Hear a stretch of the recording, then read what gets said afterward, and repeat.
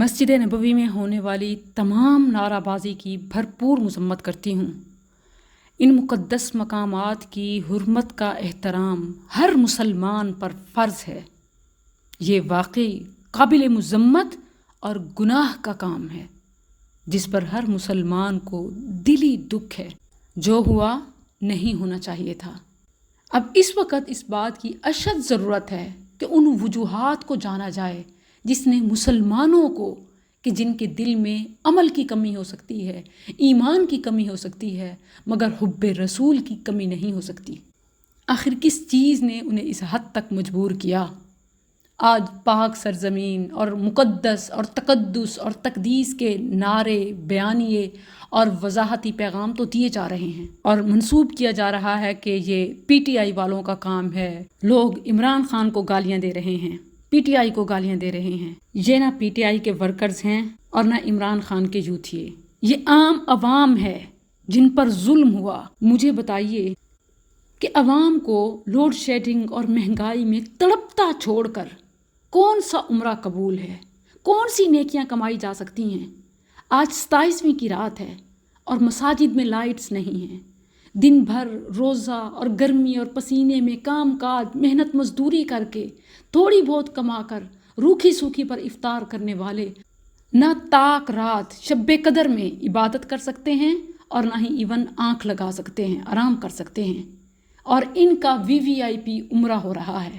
اہل و عیال، نوکر چاکر، اتحادیوں اور صحافیوں کے ساتھ گروپ عمرہ، پل پل عمرہ کی شوٹنگ ساتھ ساتھ ہو رہی ہے۔ کون سی نیکیاں کمائی جا رہی ہیں؟ حرام خوری، چوری اور عوام کے خون پسینے کے ٹیکسز کے پیسوں سے جو عمرہ کیا جائے، کیا وہ قبول ہے؟ پھر بات کرتے ہیں تقدس کی، جن کا آفیشیل بیانیہ یہ ہے کہ خان مذہبی ہے اور ہم نون لیگ والے لبرل۔ افتؤمنون ببعض الکتاب وتکفرون ببعض۔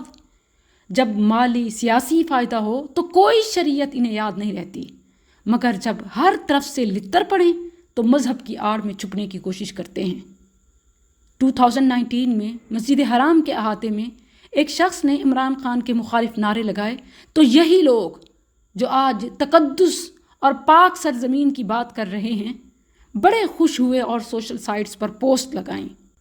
ایز اے مسلم ہم سب جانتے ہیں کہ مسجد نبوی صلی اللہ علیہ وسلم تو کیا، کسی عام مسجد میں اور مسجد کے باہر بھی اونچی آواز سے بولنا، برائی کی بات کرنا منع ہے، اور مسجد حرام کا تو تقدس ہی اعلیٰ ہے۔ مگر کیا کیا جائے ان مچھروں کا جو عوام کا خون پی کر انہیں تڑپتا چھوڑ کر گناہ بخشوانے کے لیے عمرہ اور مسجد نبوی میں درود و سلام کے لیے پہنچ گئے۔ کیا وہاں یہ ظلم معاف ہے؟ کیا ایسا عمرہ قبول ہے؟ اللہ تو کہیں بھی بری بات کو پسند نہیں کرتا۔ جو آج مسجد نبوی کے تقدس کی بات کرتے ہیں، جو سورہ حجرات کا حوالہ دے رہے ہیں، مجھے بتائیں کہ کیا سورہ مائدہ کی آیت 148 انہیں بھول گئی؟ لا يحب اللہ الجہر بالسوء من القول الا من ظلم۔ اللہ بری بات کے ساتھ آواز بلند کرنا پسند نہیں کرتا مگر جس پر ظلم کیا گیا ہو۔ یہ وہ مظلومین ہیں جن کا حق مارا گیا۔